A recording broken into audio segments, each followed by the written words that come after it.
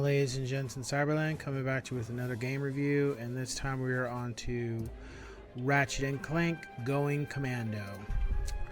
So,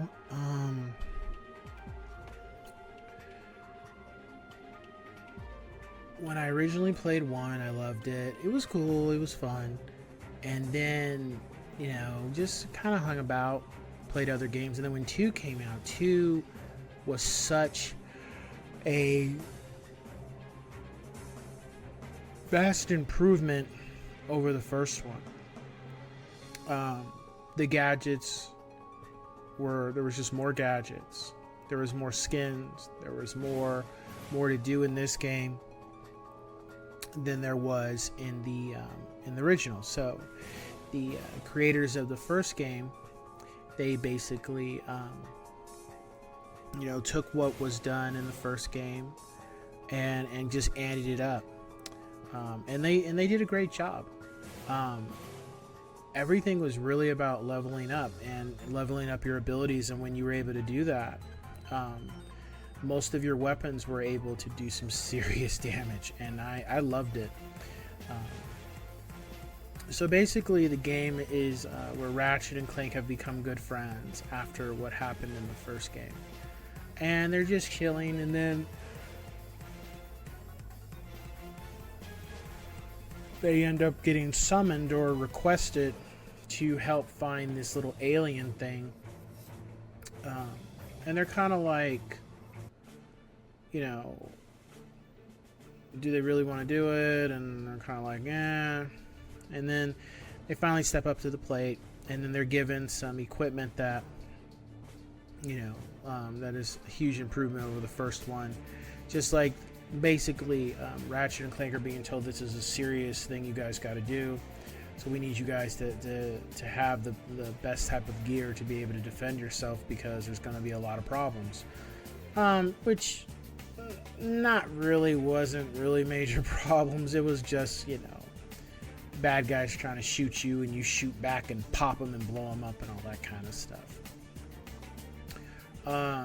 And that was overall the game. You know, you went to a bunch of new worlds, and of course, you know how they did the first one, they did the second one the same way. The worlds, you know, there's water areas, ice areas,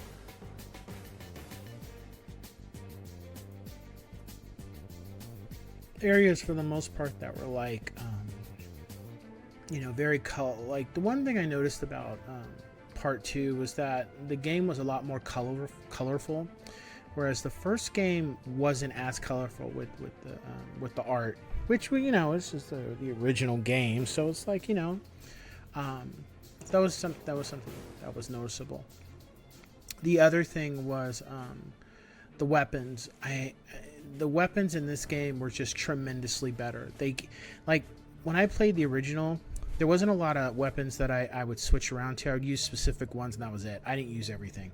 Whereas this one, like, I used everything. Anything that was going to completely annihilate what was trying to take me out, I was using it. Like, you can see right here, like, I loved having these guys with me because they would take out bad guys when I wasn't up close. They'd shoot them. So I loved using that.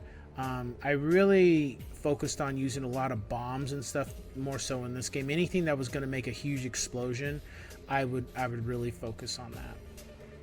The other thing that was really cool was besides leveling up the weapons, it was also leveling up your health. You know, as you keep playing,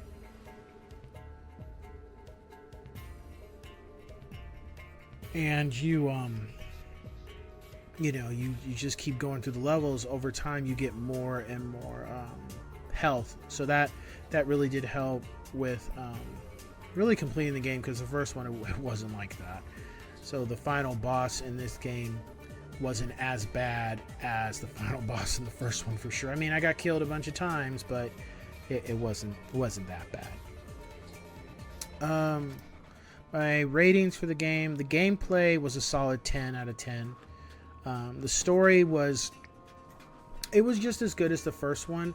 I mean, the story wasn't that complex. They had a couple cutscenes and stuff, but basically the game was just like blowing shit up. The atmosphere and the audio, it was about the same. It was a 9. The visual and art direction was a 10. I felt that was done very well. The game didn't lag at all, like while I was playing it, so I definitely would give that a 10 compared to how the first one had a couple freeze areas. The innovation and design was definitely a huge step up from the first one.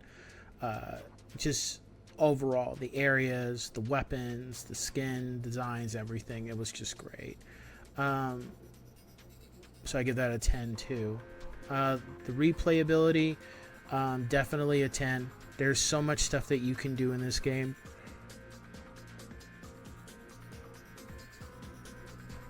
That you could be like, well, what else is there to do? I beat it. It's like, well, you can go back and level up all your weapons. You can go back and level up your health. You can go back and do the missions that you weren't able to complete. There was even, I think, there was some other stuff. I didn't really do all of that. I just kind of wanted to go through the game and have a good time. But the replay is definitely there. I would say, you know, like, if you like the first one, you're gonna love the second. The second one is just a huge step up from the first one. It's more enjoyable. It took everything you loved about one and then got rid of the stuff that was probably annoying for most of us. And that definitely made Ratchet and Clank to a better, well-rounded game. It's not really inventing the wheel per se. It's just more so giving you more things to do. Like, besides even